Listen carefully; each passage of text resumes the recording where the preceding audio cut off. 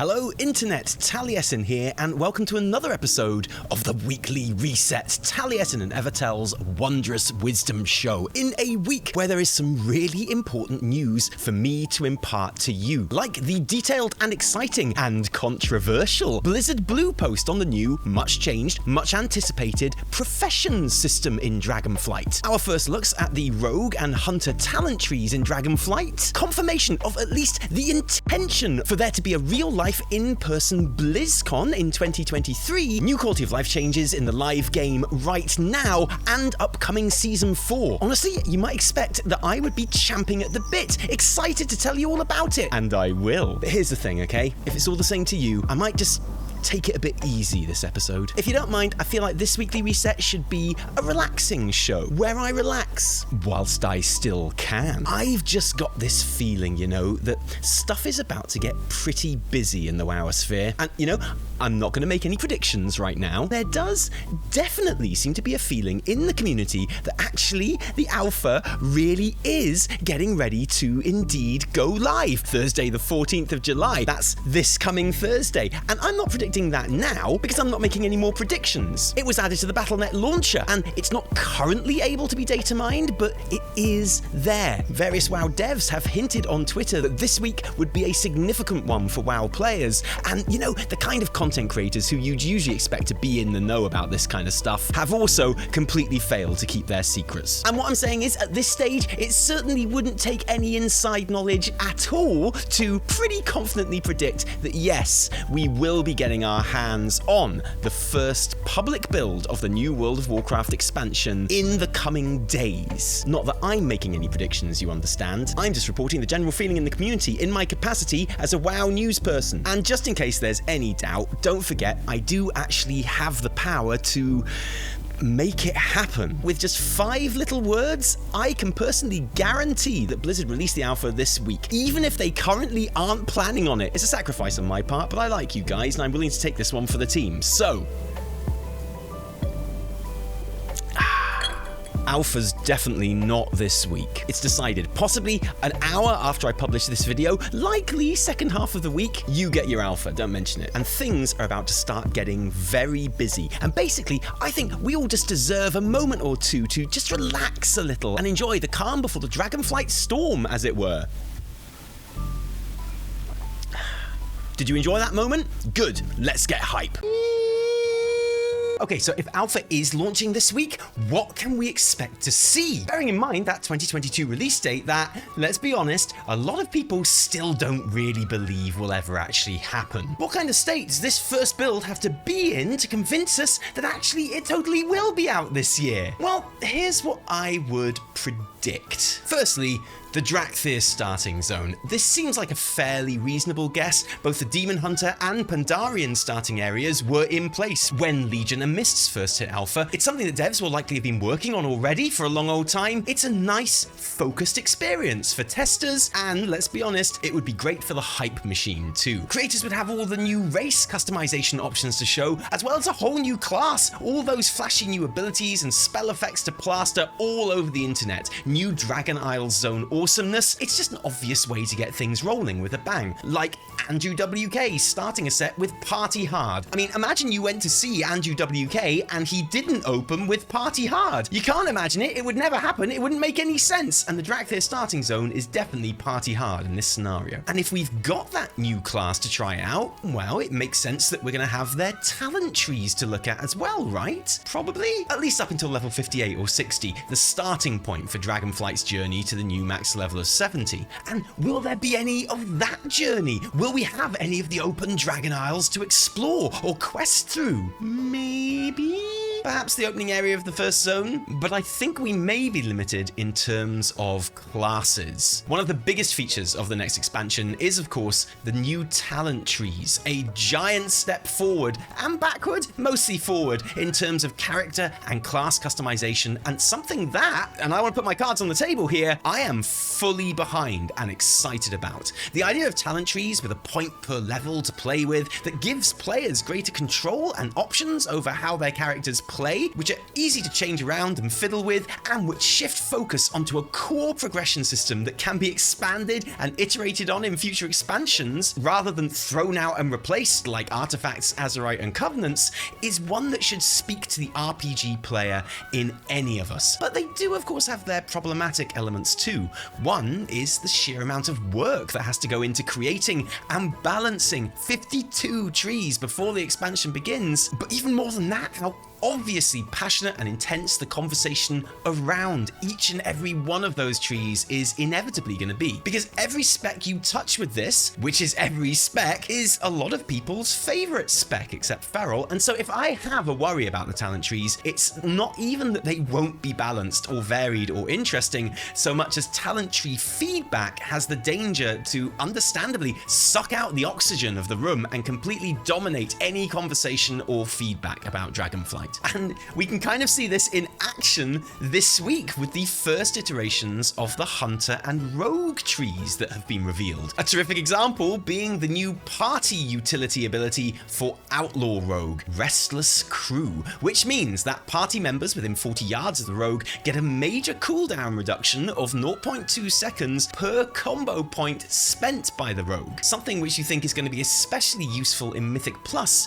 and PvP gameplay modes where Outlaw is already pretty dominant. And when I talk about talent trees dominating the conversation, I haven't even looked at the Rogue or Hunter trees properly yet. That's absolutely an Evitel job, okay? But I know about Restless Crew because already it is pretty much all anyone is talking about. And everyone loves it, obviously. Expansion dead on arrival. Sorry, that should have been It's a Shit Show, obviously. Bad, bad, bad, bad, bad. I swear to God, devs making this game are brainless chipmunks, not actual people. Why?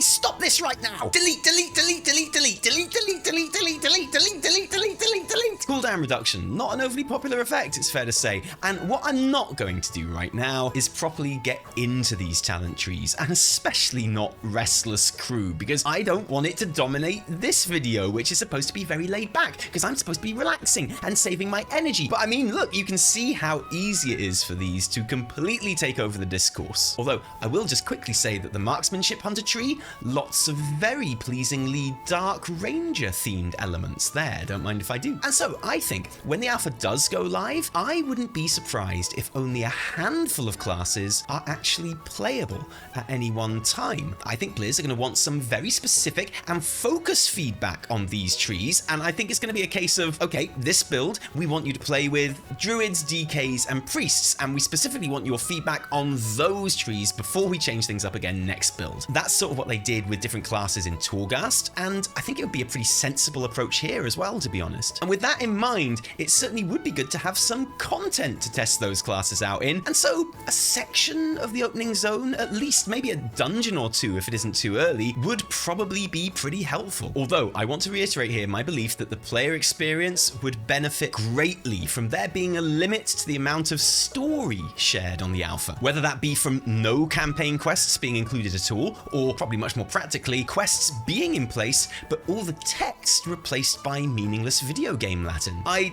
don't think Blizz are going to go this far to stop story spoilers finding their way into the world, but it's what I want, and I'm not going to stop asking for it, okay? I think it's logical that this first alpha build will include working elements of the new UI design and functionality, and probably not much else. I mean, I guess we'll see, but my first build bingo card is purposely a little bit bare here, and if I'm right, it's easy to see people getting worried that there's literally no way this game can be finished in time. Look, they only have a couple of bits of zone and like 3 classes and whatever, and I wouldn't even disagree with that take, to be honest. Genuinely, one of the things I'm looking forward to most about the alpha is using what's in there to inform my currently completely unformed opinion on whether I think the game will actually be releasing in 2022 or not, because at the moment my completely uninformed opinion says it's really not. Also, it's completely possible that I'm wrong in my predictions, and in fact the community will be crushed under the weight of the sheer amount of Dragonflight that is finished and ready to go. Wowhead servers melt with all the new models they have to data mine. Oh man, yeah, that reminds me, when this build does start to get data mined, I will be updating the description of this video with links to the most exciting Wowhead articles. And we could all, just as a community, decide that, yeah, actually, this game is totally going to be ready. Blizz have, just this week, talked about how they are speeding up the pacing of Season Season 4,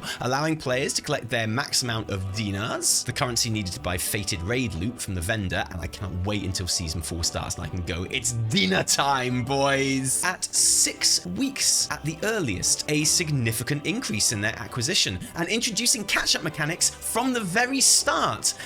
Could this be a sign that Blizz are happy enough with the state of Dragonflight that they are willing to make Season 4 even shorter than the already shorter than average season that they had planned for it to be? Man, I don't know, I don't work there, and I've drunk quite a bit of wine at this point, and the sun really got to me while I was out there, so yeah, why not? That could definitely be a factor, sure. So okay, maybe we will get a proper look in this first alpha build of another massive new system from the expansion, Professions. Blizz released a huge and yet not even exhaustive blue post with details about Professions this week, which I highly recommend you read. If you like, there's a video on our second channel of me reading the complete thing and talking through every tiny detail on stream, which might be of interest, but I'm not going to try and do that in this video, partly because my wine will get too warm if I stay under these lights much longer, but also because until it is actually on the alpha and we're able to get footage of the things that we're talking about in action, this is always going to sound way more complicated than it is. Something that happens a lot with deep new systems in WoW. It always feels like it makes no sense at all until you actually see it, and then you're like, oh, okay, yeah, that's easy. And I think that's probably especially true here. My main takeaways from the post, though, are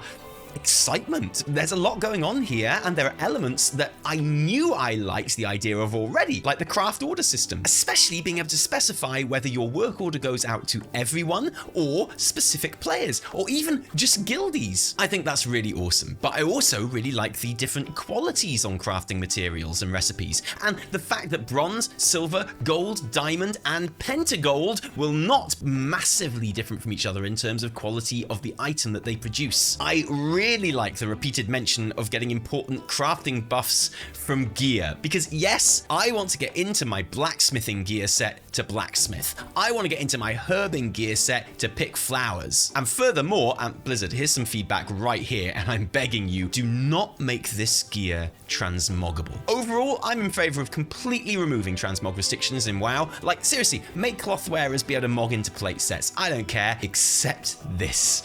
I want to see alchemists walking around town in their alchemy gear. I want to see miners wearing their dungarees and the little lantern helmets as they chip away at nodes. Basically, when characters are at work, I want to see them dressed for that work. It's a little thing, but Blizz, I'm very hot on it. There are concerns as far as crafting gear goes, and don't forget that there will indeed be crafted gear which is mythic raid quality. It certainly reads to me like this aspect of crafting is going to very much be a catch-up or supplementary or bad luck protection kind of thing, because crafting that top gear is going to need soulbound items from the person who wants the gear crafted. It's not something that anyone can provide for someone else. And in this blue post, those soulbound materials are going to be time gated in a way that means, I think in many ways, this will feel more like the creation catalyst with extra steps. And I'm not saying that's bad, although I do think a lot of people will be very disappointed. I'm not really saying it's good either, because I don't really want to get into the weeds of this system until it's there and playable, at least a little bit. But that is definitely worth mentioning, as is, I think, the fact that for some of the bigger and more lucrative crafts, time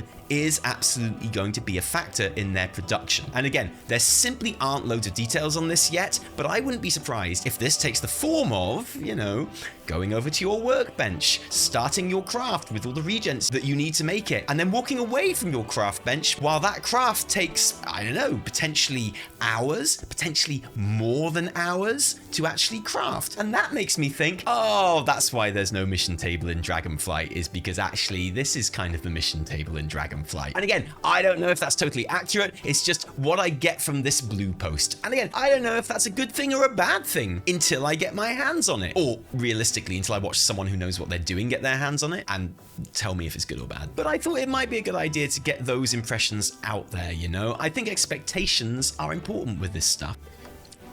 Well, that looks like me done for now. I hope you don't mind this more relaxed episode of The Reset today. If you didn't, don't worry. I've got a sneaky suspicion that there may just be another couple of videos on this channel before the week is out. And I suspect there will be lots to talk about in the new Reset as well. I hope you can join us for all of those and all the coverage of Dragonflight that we will be bringing to you for, I guess, the rest of the year until it releases. It is absolutely one of my favorite times to be making videos and doing WoW stuff. So thank you for joining us us today. If you like this video, don't thank us, thank our patrons who give their actual real-life money to make all of our work happen. And patrons, seriously, thank you, because without you, there would be a whole lot less Taliesin and Eviterl. If you didn't like it, downvote the shit out of it. And remember, my name is Steven.